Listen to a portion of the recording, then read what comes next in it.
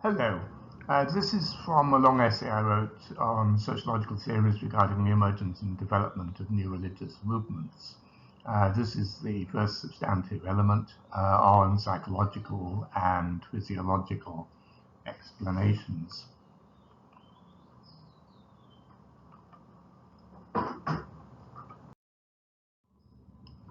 Sociology may be characterized as a loosely bounded intellectual endeavor in which individual sociologists seek to impose some limited conceptual order on human social experience by recourse to a number of diverse theoretical schemata. All these schemata reflect varying philosophical predispositions. It is perhaps inevitable, therefore, that theoretical consensus or hegemony forever remains elusive or transient. Although an infinite relativism does not prevail for both within and between the competing theoretical approaches, many of the least plausible ideas are eventually sifted out. Any individual sociologist is necessarily confronted by a vast range of theoretical schemata, which may be regarded as relevant to that particular research interest. This is particularly the case in the Sociology of Religion, in which the process of sifting is relatively unadvanced, and short of subscribing to some sectarian theoretical exclusivity, the individual sociologist of religion must contend with a considerable complexity of ideas and theories, even in seeking to account for a limited class of empirical phenomena. The need to bring order to this theoretical complexity is a strong one. In the case of the study of the emergence and development of new religious movements, the great variety of explanatory schemata may be conveniently reduced to four general sets of ideas and theories, which will be discussed in this video and the following ones. They are as follows. Various psychological explanations, most notably those centering on deprivation theory, crisis theories, the mobilization approach, and various theories involving ideas of social location. I'm also going to introduce the concept of motif, which I advocate as a means of description and as the basis for the analysis of complex religious movements. Under the heading of psychological theories, I'm going to cover psychological and physiological explanations in this video, and then in the following videos I'll talk about deprivation theories, both relative deprivation and the concept of deprivation itself.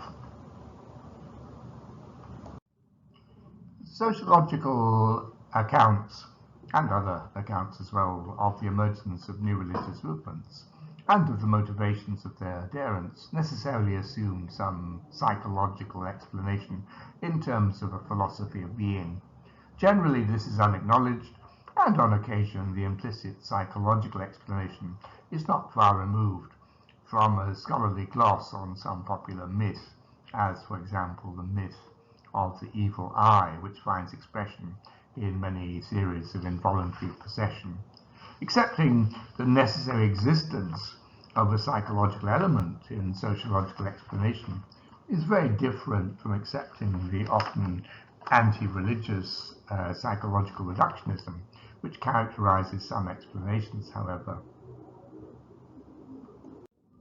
Thus, whilst there may well be individual religionists whose participation is based on some form of involuntary possession, this cannot constitute an explanation for emergent or deviant religious groups in general, although it can constitute a means for the social control of deviance in discrediting ideological rivals.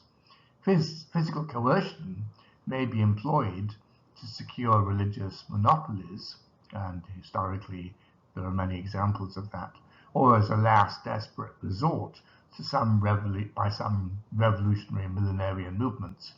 But they cannot ensure more than superficial commitment, and can only be applied in certain constrained social circumstances. Converts may be misled as to the true purposes of a religious movement, but whatever they perceive themselves to be joining, they do so of their own accord, rather than as a result of supposed deception on the part of the missionary.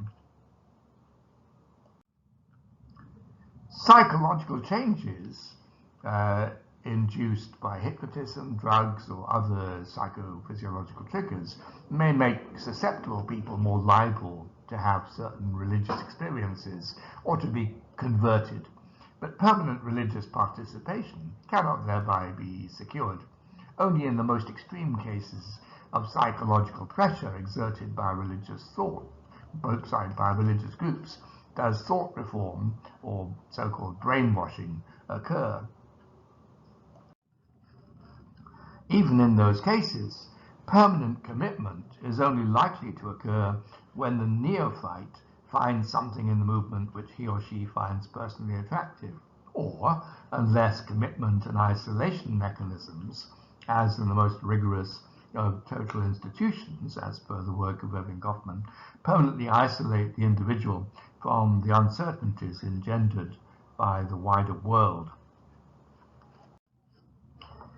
Notions of psychological contagion, as in the ideas of hysterical epidemics and the so-called group mind, which goes all the way back to Le Bon in the 1890s, are now generally discounted, albeit that behavioral inhibitions, as for example on conversion experiences, may be lowered in contexts now described in terms of emergent group norms or payoff probability matrices. Theories of collective psychological vulnerability are perhaps more viable. Thus, the anthropologist A.F.C. Wallace has propounded a very influential account in which the emergence of revitalization movements is rooted in the experience of chronic psychophysiological stress. According to Wallace, such stress was physiologically measurable and resulted in the destruction of the normal homeostatic functioning of individuals and of societies. Alas, in application, Wallace's theory proves to be tautologous. Movements emerge in response to the stress evidenced by their own emergence, and at least in the historical examples cited, no reliable indication of physiologically measurable stress is provided. Somewhat in the same vein, Michael Barkan has rooted millenarianism in the psychological anxiety, susceptibility, and depression consequent upon the severe dislocation of normal life, characteristic of the disaster syndrome, an argument strongly rebuffed by leading figures involved in disaster research.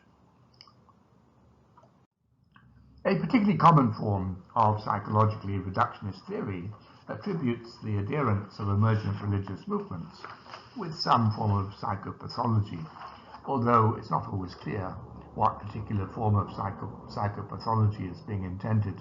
Thus, in what is probably the most widely read of all accounts of social movements by the non-sociologist Eric Hoffer, his work is still, I think, widely read, in which he identified fanaticism as the force that animated all mass movements, including religious movements, prior to their transmutation into stable organizations. Regardless of ideology, such movements were said to appeal to, quote, the same type of mind, the pool of would-be true believers, his phrase, whose psychological insecurity led to their fanatic and unprincipled dedication to any cause. At a more sophisticated level, several authors, with or without psychological training, have identified the participants, and especially the leaders of various religious movements, as suffering from paranoia. If clinical paranoid schizophrenia is intended, then in the virtual absence of detailed psychohistorical studies of the leaders and followers of the religious minority groups concerned, such views must at the best be regarded as speculative. Certainly, such evidence as exists regarding those who participate in ecstatic religiosity, surely one of the more bizarre forms of religious expression for modern rationalists, is fairly conclusive that the overwhelming majority of those involved are psychologically normal, albeit that they may tend to be more dependent, suggestible, and neurotic. Indeed, in general, there's very little psychological evidence for any pronounced psychopathology, amongst minority movement participants.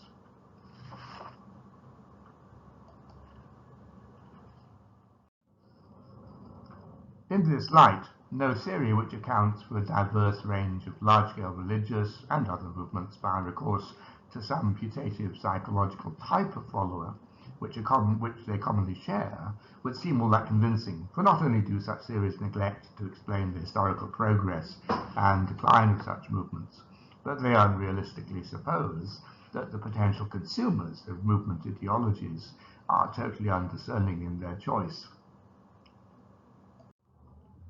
Particular types of personality, for example the authoritarian type identified by Erich Fromm and others, may however predispose people towards interest in particular types of movement, but in general marked differences in the incidence of particular political and religious attitudes in different social milieux have been found to be more readily explained by reference to cultural factors than to such types. It might be interesting in this regard to think about various studies of American political and conspiracy theorists. If clinical paranoia is an irrelevant category in the understanding of deviant religiosity, the same cannot be said for a general paranoid neurotic style. Such a style, characterized by suspiciousness and a tendency to perceive events in terms of the functioning of hostile conspiracies, may serve to control anxiety by defining the world in hostile and self-fulfilling terms.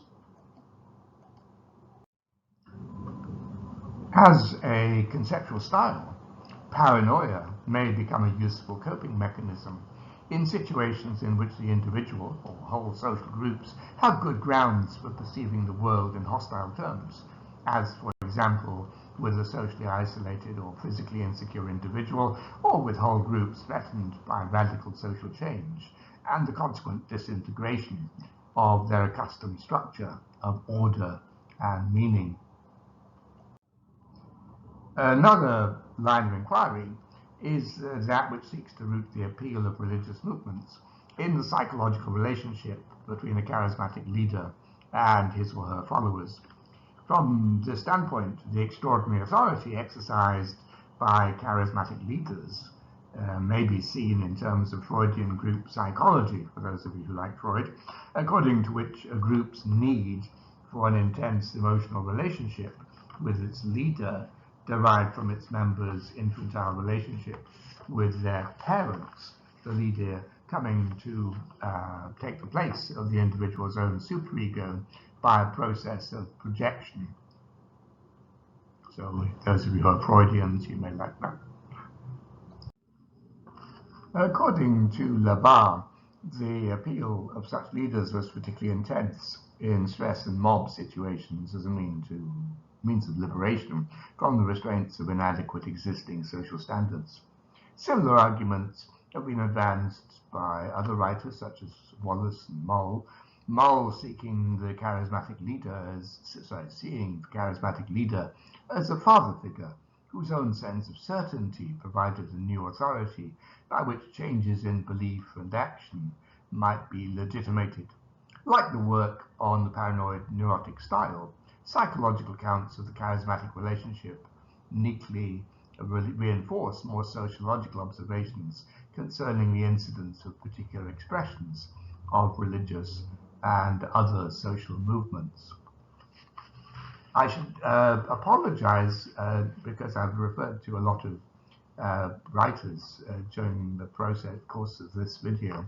At the moment all my books are in storage, so and that includes the bibliography for this essay. So I'm afraid you'll have to wait a couple of weeks for me to put the references up or down in the notes below. But I think the main points are still quite easy to follow regardless of whether the references are available or not. So anyway, my apologies for that. So thank you very much for listening, and particular thanks to my patrons for their kind support and encouragement, without which I wouldn't be able to make these videos. You're very welcome to support my channel, if you will, Like, comment and share on the videos, it really does help. Subscribe if you want to be notified of future videos. I'll give Patreon and for the moment PayPal links below if you want to provide practical support. Next week we'll start talking about deprivation theories. Have a good day.